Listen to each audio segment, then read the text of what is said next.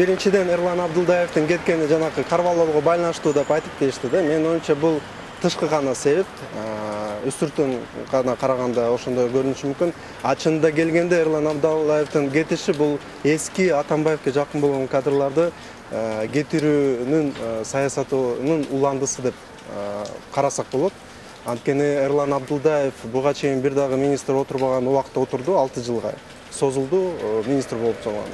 Анан кийин ал ошончалык көп убакытта министр болуп отурган себеби ал кынтыксыз ошол Атамбаев жүргүзгөн саясаттын уландысы болду да. Бул тышкы саясат кайсы жакка бизди алып барганын биз баарыбыз көрдүк.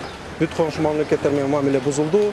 Орусия менен болсо керек болсо долбоорлор ишке ашпай, Кытай менен дагы насыя боюнча дагы чатактар ошол себептен чыгып жатат да. Башынан баштап өзү ошол ыйгарым укукту парламентке эмес, президент өзүнө алып алганы өзү түп тамырынан бери туура эмес болгон. Анткени 2010 жылдагы конституцияда так аныкталган эмес болчу. Тышкы саясат ким жүргүзөрү, президентпи же парламентпи?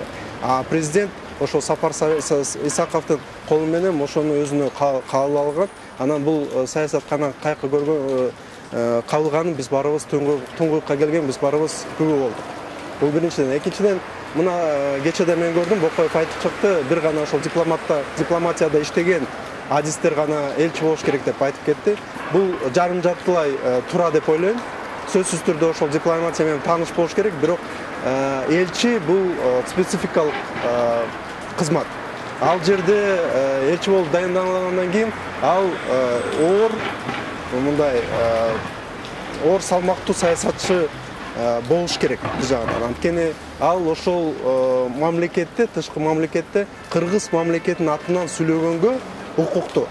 Ошондуктан ал түздөн-түз падыша болобу, президент болобу, баары менен тең ата сүйлөшкөндөй болуш керек да. Ошондуктан кандайдыр бир чала сабаптуу бир дипломатка караганда, балким ошол оор салмактуу саясатчы барганы туурагы деп ойлоп кетем. Анткени ал элчи болуп барганда бир гана өзү барбайт да.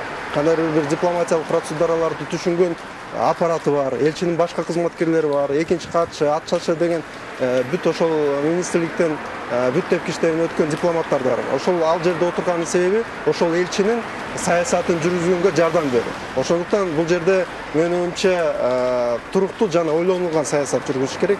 Бир гана ошол МИДте тимде иштеп кеткен гана адамдар эмес, башка жактан дагы тажрыйба топтогон адамдар баруусу бул жөнөкөй иш. Экинчи маселе, ал ошол канчалык деңгээлде кыргыз мамлекетинин кызыкчылыгын колдойт.